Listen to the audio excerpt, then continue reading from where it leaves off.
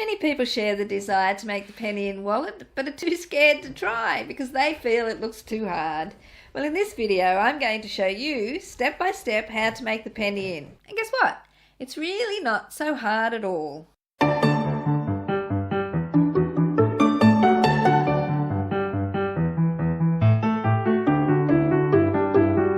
G'day, it's Christine Welsh from ChrisW Designs, and I like to help sewists just like you to make bags and wallets that look so professional nobody will believe you made them yourself. So, let's take a look at the hardware and a few of the special supplies you'll need to make your wallet. Decavil 1. This has got to be my favourite stabiliser ever for wallets.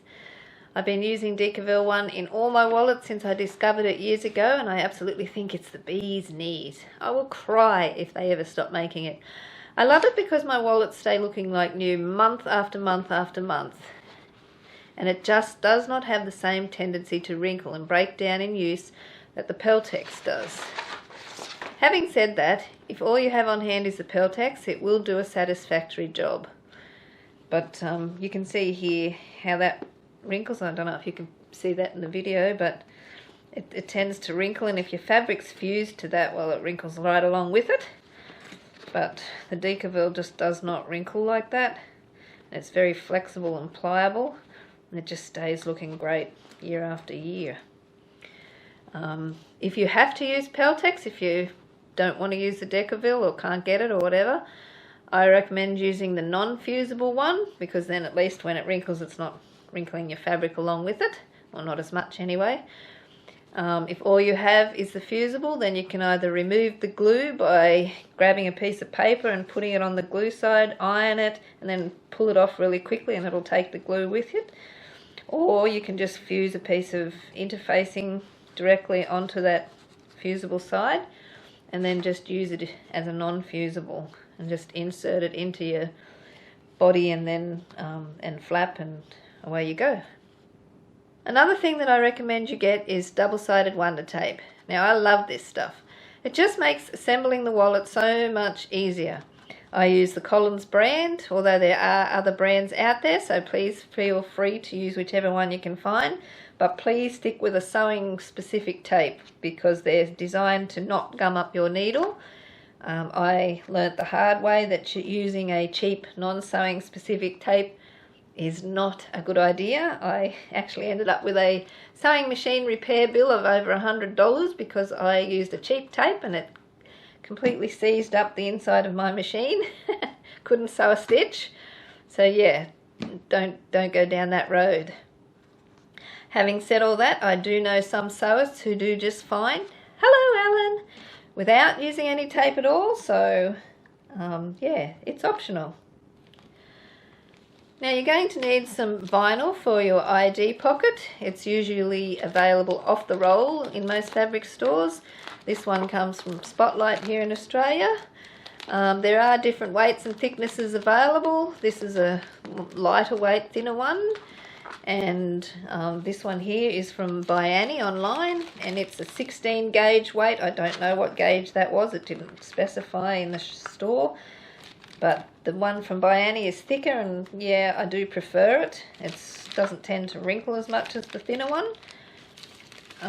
But that does work if you can't get this one.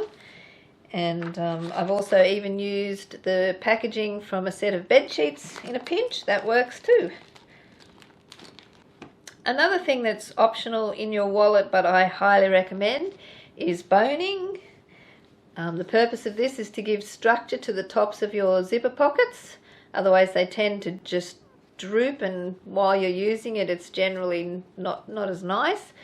If you can't find boning, there's the option of using a cable tie. You just snip the ends off it to the length given in the pattern.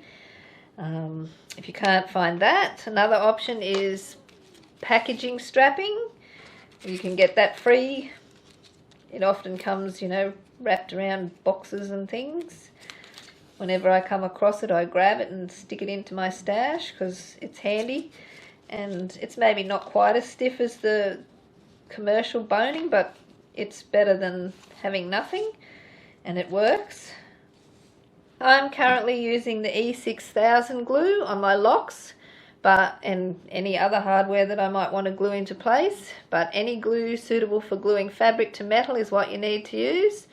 Gluing is also optional, but I highly recommend it. I like to make sure that my locks stay put and they can't come off or shift. I recommend using a fray stopper on any fabric that frays when installing any hardware such as rivets and twist locks and so on. You do not need to use it on anything that doesn't fray like cork or vinyl. I'm looking at the snap here for the front section. I'm using a 12mm half-inch metal snap. It comes in 4 pieces. It's set using die which go into my hand press machine, which is what I use to set my rivets. That's what it looks like. And each size needs a different size die, so I pretty much stick with only that one size. I find this size is a pretty good all-round size. You can buy little kits that come with the setting tools included, just little hand setting tools you use with a hammer. They work, and I used to use them before I invested in my hand press. You're going to need a closure for your wallet. In the pattern I recommend a large flip lock like this one. That's the one I used originally. I didn't have one on hand this time when I was making my wallet for the video, so I used a twist lock. In the pattern I recommend you use metal corners for your wallet. These are optional, but they are cheap and really add to the finish of your wallet. Many bag hardware suppliers carry them. Otherwise you can often find some pretty ones which will do the trick in the scrapbooking section of a craft shop. That's where these ones come from. There's lots of different styles and types and sizes that you can get. D-rings. These are used for attaching your straps. These are optional and can be omitted if you don't intend to use straps with your wallet.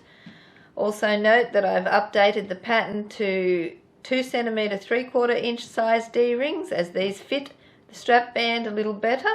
The original suggestion was for 12mm or 1/2 inch D-rings, but they do seem a little bit small. Even though I listed as optional, I do suggest you make and attach the strap band itself. I feel that the wallet looks a little bit better with that body flap seam covered. You obviously do not need to add the D-rings if you don't intend to use straps.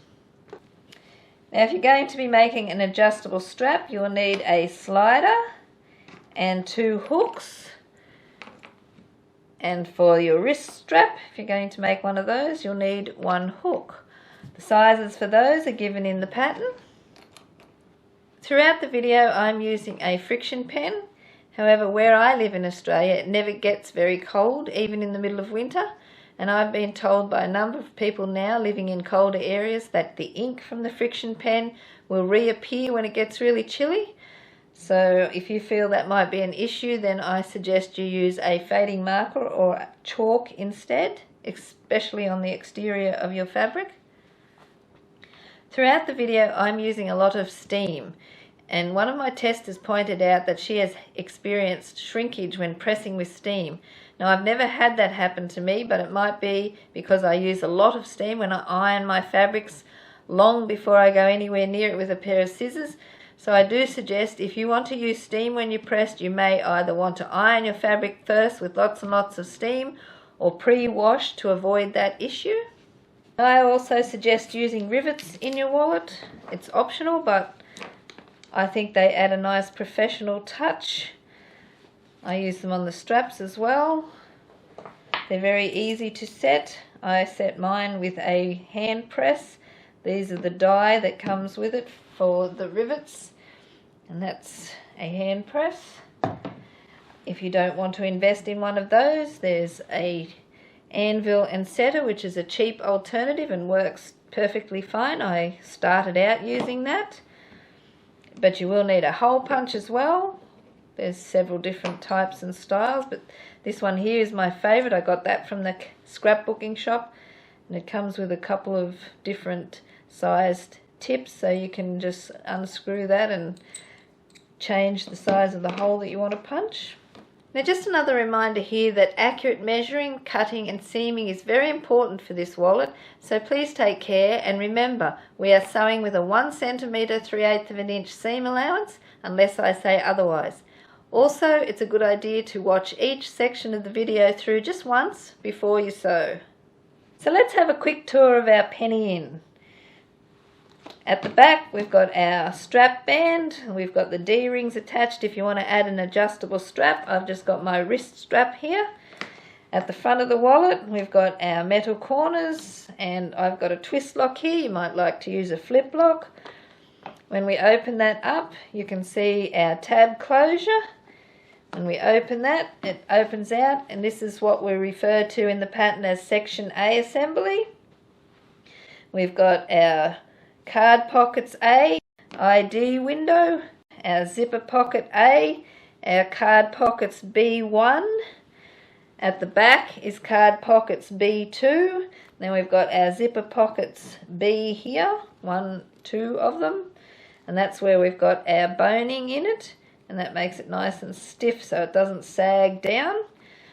And we've got some slip pockets. There's another slip pocket here. And at the side you've got the welts. So now that you know what the final product looks like, let's get cracking.